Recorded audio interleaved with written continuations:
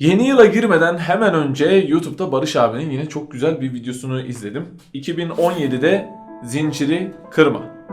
Çıktımı da aldım. Hemen bilmeyenler için özetleyeyim. Günlük, haftalık bir hedef belirliyoruz ve belirlediğimiz hedefe ulaştığımız zaman o güne bir çarpı atıyoruz. Ben de kendi hedefimi belirledim ve çarpılarımı atacağım. Size de mutlaka bu uygulamayı tavsiye ederim.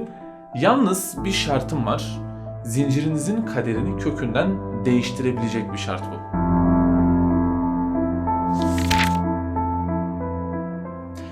Şimdi size en basit matematikten bir örnek vereceğim. Ufak bir oyun oynayacağız arkadaşlar. Her sene sırayla sayılar topladığınızı düşünün. Mesela 2017'ye kadar topladığınız sayılar 35 olmuş olsun. İşte 2017'de buna artı 4 ekliyorsunuz. Daha sonra artı 8. Böyle belli bir süreniz var yalnız. Bu süre dolduğunda toplamayı artık bırakacaksınız.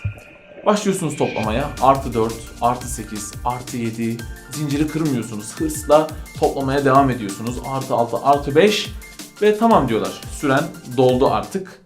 Bir de bakıyorsunuz ki aslında koskoca bir parantezin içinde toplamışsınız. Ve parantezin sonunda bir sıfır çarpanı var. Yıllarca topladığınız sayıları bir çırpıda yutar ve sonucu sıfır yapar. Topladıklarınız, çabalarınız heba olmuştur. Müthiş bir hayal kırıklığı yaşarsınız ve bir pişmanlık olur. Keşke daha bütüncül baksaydım, bütünü görseydim ve önce o sondaki sıfırı fark etseydim ve onu birle değiştirseydim dersiniz. Evet, sanırım ne demek istediğim az çok anlaşıldı. Tamam, hedeflerimiz olsun, zinciri kırmayalım 2017'de veya daha sonrası için. Kimimiz İngilizce öğrenelim, kimimiz haftada bir kitap bitirelim, kimimiz aylık kazancını 5.000 liraya çıkarmayı hedeflesin, kimimiz 6 saatten fazla uyumamayı. Tamam ama neden? Yani tam olarak ne için bu hedefleri koyuyoruz? Neyin etrafında dönüyoruz?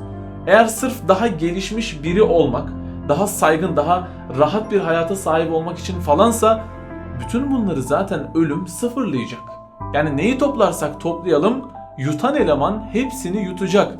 İngilizce bilenle bilmeyen, çok uyuyanla az uyuyan, hedeflerine varanla varmayan en sonunda aynı seviyeye dönecek.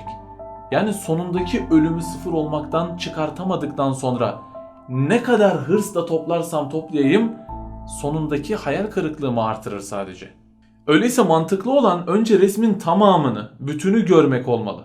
Yani ne zaman biteceğini bilmediğim bu hayat yolculuğunda ilk işim o ölümü sıfır olmaktan çıkartmak olması lazım. Peki ölümü sıfır olmaktan çıkarabilir miyim gerçekten? Yani madem her şey elimden çıkacak, fani olup kaybolacak, bunları sonsuza dönüştürmenin bir çaresi yok mudur? Yani bir mühür yok mu? Topladığım her şeye basayım ve diyeyim ki bakın bunda mühür var. Bunu yok edemezsiniz. Ölüm buna dokunamaz diyebileyim. Bunu ancak zincirin sahibi söyler arkadaşlar. Küllü şeyin halikun. Her şey. Öğrendiğiniz İngilizceler, kazandığınız paralar, okuduğunuz kitaplar, her şey helak olup gidicidir. İlla veçhe. Ona bakan yüzü istisna. Yani baki olan Allah içinse bir iş, o helak olmuyor diyor zincirin yaratıcısı.